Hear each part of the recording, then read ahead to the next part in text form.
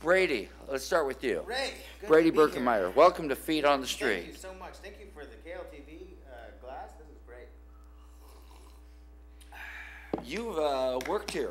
I have, yeah. I took a class here. I did a number of volunteer hours in this place. Yeah, feels good to be back. Things haven't changed much. Well, let's get to your projects. Okay, sounds good.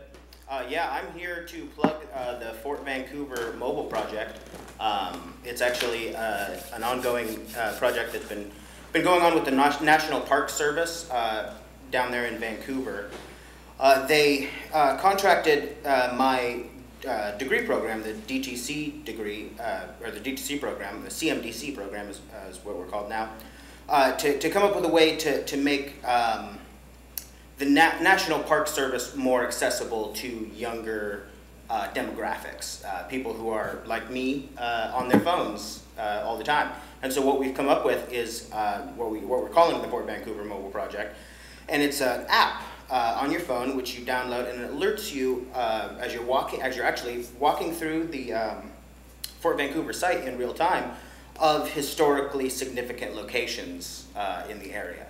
And so once you've come across one of these, we call them hotspots, your phone will actually vibrate and different content will then be available for it. Sometimes we'll play videos, sometimes we'll play audio, sometimes it'll just be slides that you flip through, and it'll tell you certain information about the location and about the significant people who have come before there. So it's really cool.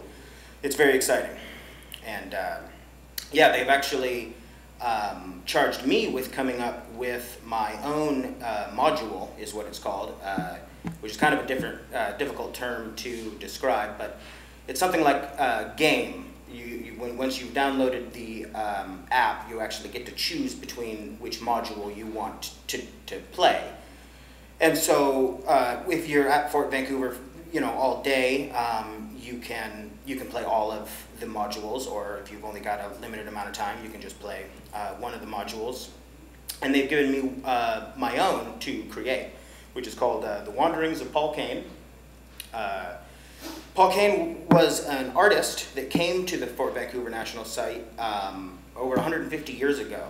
He came to do sketches and do interviews with the people that were living there at the time, because not a lot of people know this, but Fort Vancouver was actually one of the largest cities on the West Coast during this time, thanks to the Hudson's Bay Company. And we had a diverse group of people living there who were like Chinooks, Iroquois, there were Irish, Scottish, there were Canadians, more. There was an incredibly diverse group, and so this artist came through and did a bunch of paintings.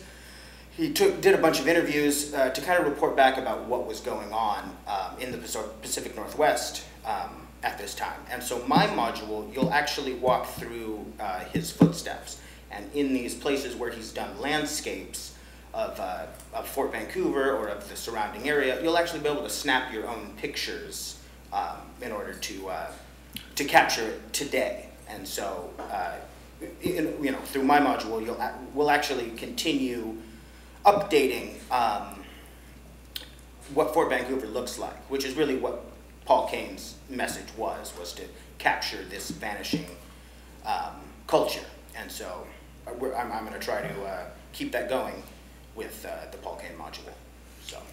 Needless to say, with your educational experience and going through this, though, you've spent a lot of time not just coming up with this, but the research, the historical knowledge, and it's another extension of how rich this area is if you look into it. Absolutely, yeah. Yeah, there was, yeah, a lot of people don't know about the historical significance of this area and of course, of Fort Vancouver.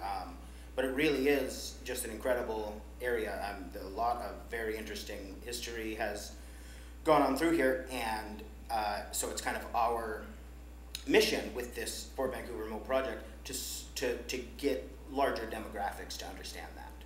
So, how does where you have been bring you to where you are now and what you're doing? That's a substantial grant that you have achieved. Yeah.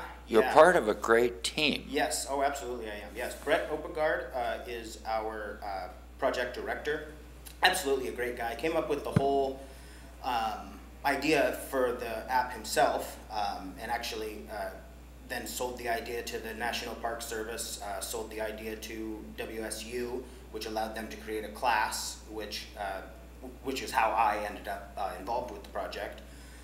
Yeah, I've got my program director, Dr. Dini Gregar, is doing her own module that focuses on the treatment of women at the fort during this time. I think that's the only 3 modules we have in effect right now.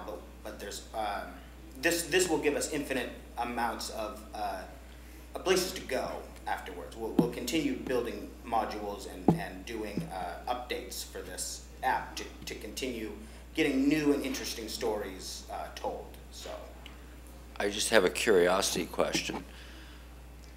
Aside from Fort Vancouver, to bring it back closer to home, is this a possibility for like Mount St. Helens or even Lake Sacagawea? Good question. That's a great question. Yeah, we certainly hope so. Close-up shot. We certainly hope so. Yeah, Fort Vancouver is just sort of the starting point. This is certainly a